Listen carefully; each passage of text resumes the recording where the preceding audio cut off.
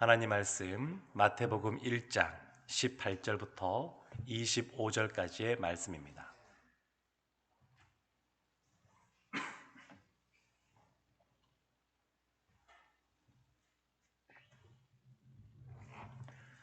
마태복음 1장 18절부터 25절까지의 말씀입니다.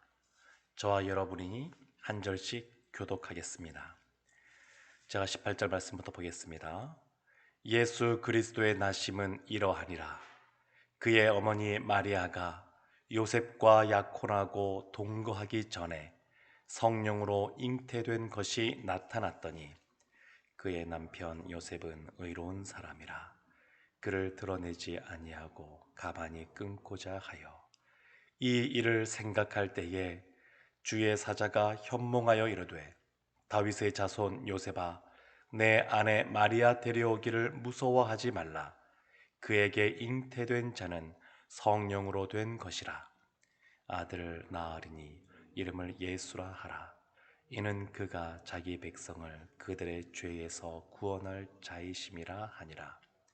이 모든 일이 된 것은 주께서 선지자로 하신 말씀을 이루려 하심이니 이르시되 보라 처녀가 잉태하여 아들을 낳을 것이요 그의 이름은 임마누엘이라 하리라 하셨으니 이를 번역한즉 하나님이 우리와 함께 계시다 함이라.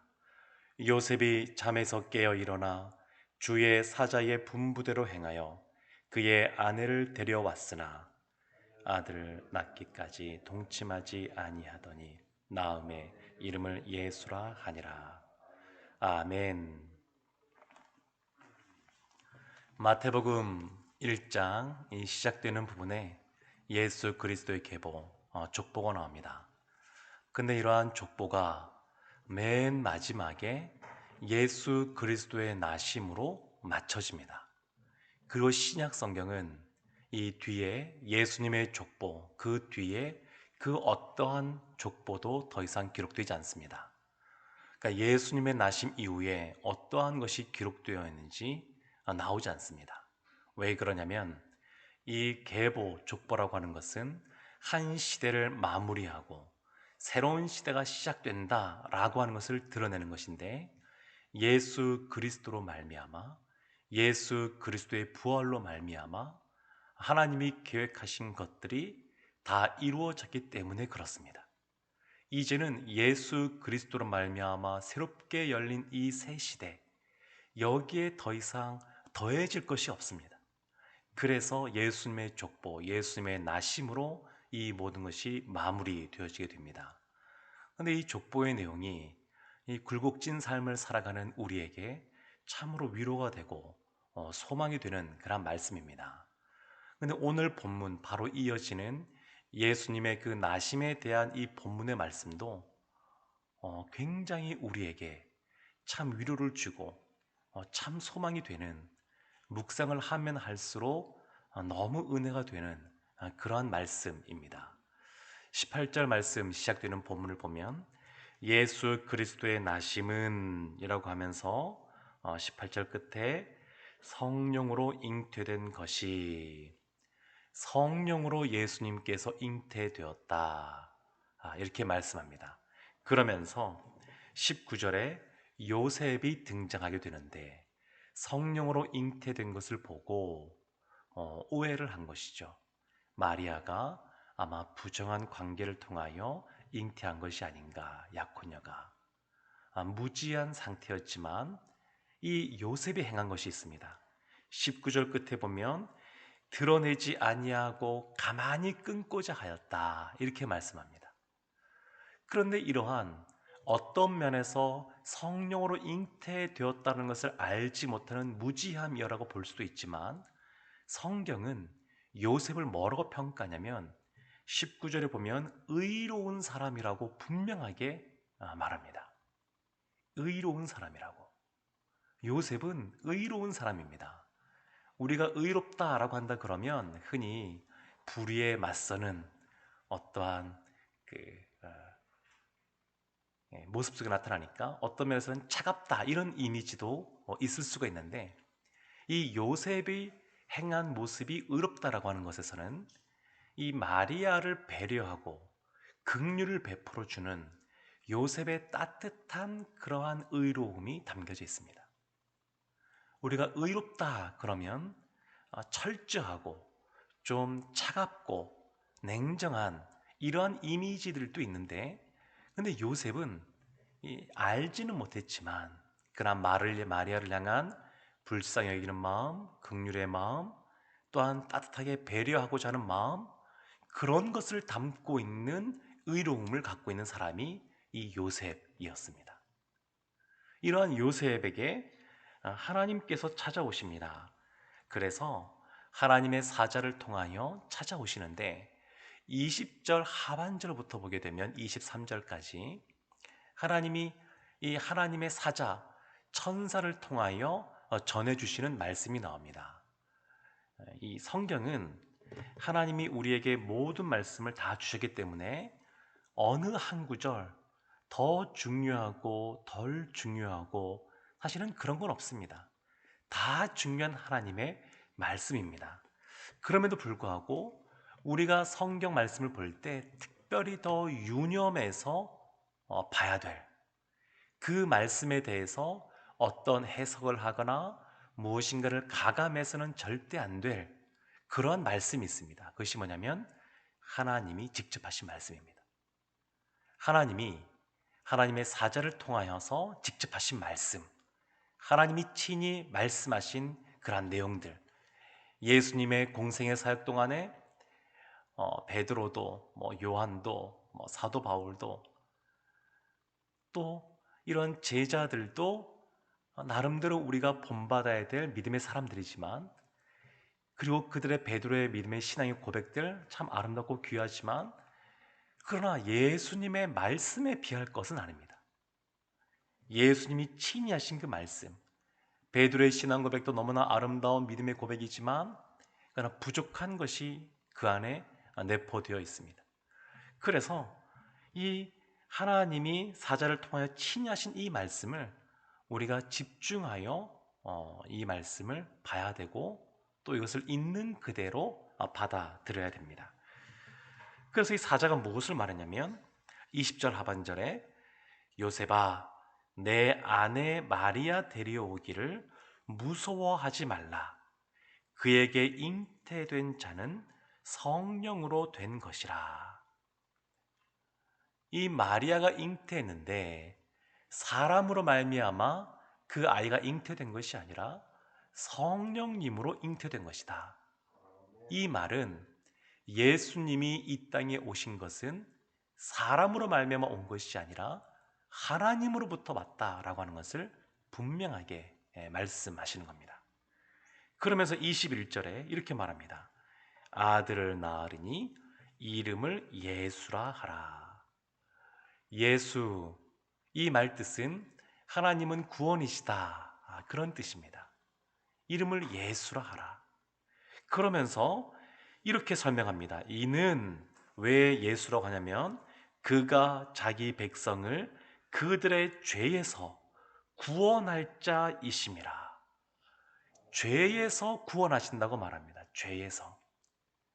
예수님의 족보에 보게 되면 너무나 믿음이 있고 또 하나님께 의롭다고 칭함받던, 합당하다고 칭함받던 다윗 왕이지만 그러나 우리아의 아내 그 밧세바를 취하면서 아주 엄청난 죄악을 저지른 모습이 나옵니다.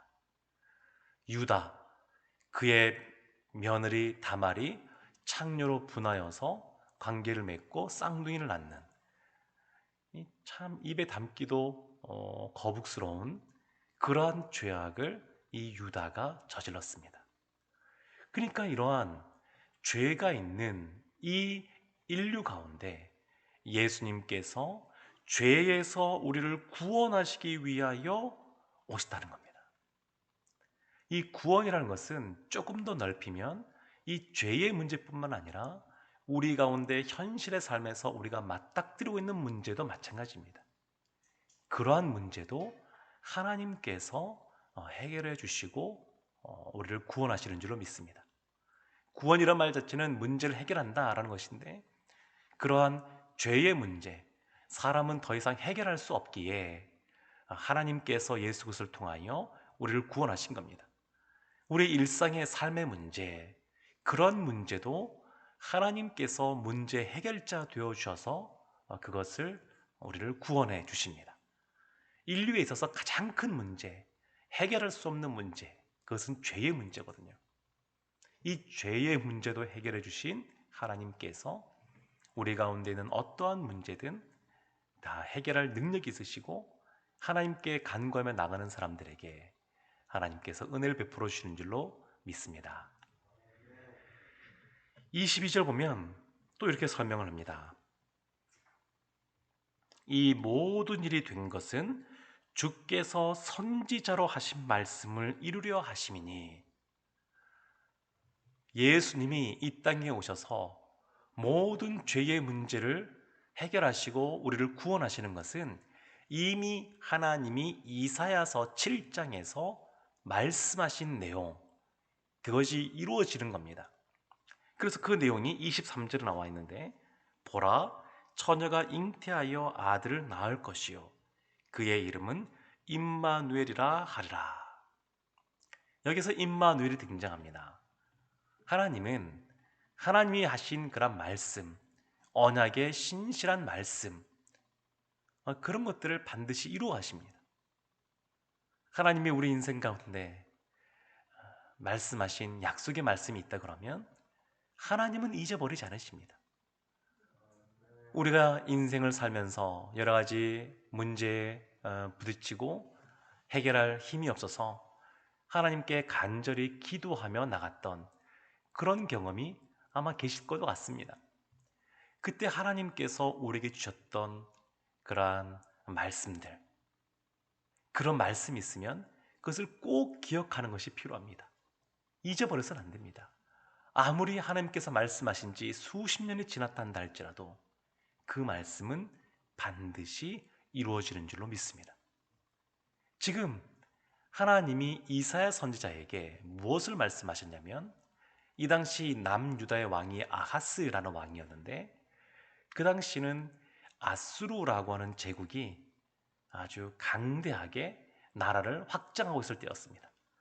그래서 남유다 위에 있는 북이스라엘도 위협하고, 또 그 동북 쪽에 있는 아람이라고 하는 나라도 위협하고, 그래서 아수르가 계속 나라를 확장해 가고 정복 전쟁을 벌이니까 여기에 위협을 느낀 아람이라고 하는 나라와 북이스라엘이라는 나라가 연합군을 형성했습니다. 우리가 한 나라씩은 힘이 없지만 우리가 힘을 합치면 아수르라고 하는 제국에 대항할 수 있다. 그러면서 연합군을 형성했는데, 그들만 한 게 아니라 남유다에 연락해서 너희도, 남유다도 우리와 합류해서 함께 우리가 대항하자. 근데 남유다가 거절을 했습니다. 그러니까 위에는 아수르가 있고 밑에는 남유다가 있으니까 그 사이에 낀 아람이란 나라와 북이스라엘, 이 두 나라가 위협을 느껴서 남유다를 그럼 먼저 우리가 공략해서 점령한 이후에 문제의 어떤 그 화근을 다 제거한 이후에 그 다음에 아수르를 대적하자. 그래서 많은 군대를 이끌고 남유다를 공격하게 됩니다. 그때 이 남유다의 아하스 왕과 그 백성들의 마음이 어땠냐면, 우리가 바람이 불면, 산에 바람이 불면 그 나무들이 흔들리는 것처럼 성경의 표현이 이 숲이 바람에 흔들리는 것처럼 이 아하스 왕과 백성들의 마음이 그렇게 요동쳤다라는 걸 말합니다. 요동쳤다고. 아무리 생각해도 이 아람이란 나라와 이 북이스라엘의 군대가 너무 강대해서 감당할 수가 없는 겁니다. 그러니까 이제 나라가 망할 위기에 풍전등화, 바람 앞에 있는 촛불처럼 그렇게 있는 상태입니다. 그때 하나님이 이사야 선지자를 보내주셔서 말씀하십니다. 뭐라고 말씀하시냐면 두 가지를 말씀하시는데, 첫 번째는 걱정하지 마라. 너희들 절대 망하지 않는다. 하나님이 구원해 주신다. 이것이 첫 번째 약속의 말씀입니다. 두 번째가 있습니다. 그것이 뭐냐면 이렇게 강대해 보이는 군대를 소유한 아람과 북이스라엘이지만 너희에게 아들이 태어날 텐데 너희에게 그 아들이 젖을 뗄 때까지 몇 년 지나기 전에 이 북이스라엘과 아람이 힘을 다 잃어버리게 될 것이다. 이렇게 말씀하시는 겁니다. 세상의 상황이 요동치고 세상의 권세를 잡은 사람, 힘을 잡은 사람들이 너무 강대해 보이는데 하나님이 몇 년 지나지 않아서 그들은 다 아무것도 아닌 존재가 되어버리고 말 것이다. 이렇게 말씀하신 겁니다.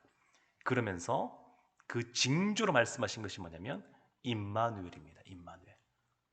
1년 뒤에 너가 아들을 낳을 것이다. 이 말씀을 해주신 겁니다.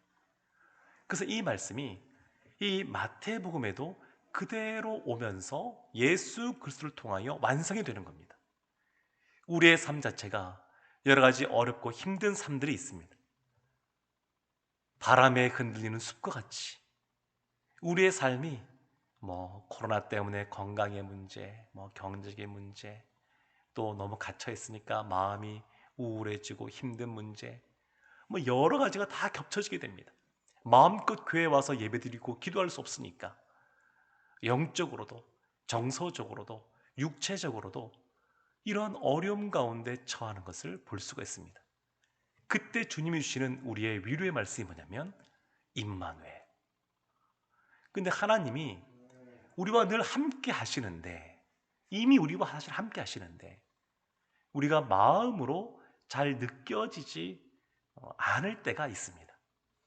우리의 마음으로 하나님이 함께 계시면 우리 마음에 평안이 있고 기쁨이 있고 그리고 은혜가 흘러넘쳐서 그냥 용기가 생기고 담대해지고 그러는데 마음으로 느껴지지 않고 오히려 무엇인가 문제를 바라보면 불안하고 두렵고 왜소해지고 움츠러들고 주눅드는 것 같고 그런 마음이 들 수가 있습니다. 근데 중요한 것은 뭐냐면 임마누엘은 우리의 감정의 상태에 따라서 왔다 갔다 하는 것이 아니고 임마누엘이 우리와 함께 있다고 하는 확실한 증거가 뭐냐면 예수 그리스도가 우리와 함께 했다는 겁니다.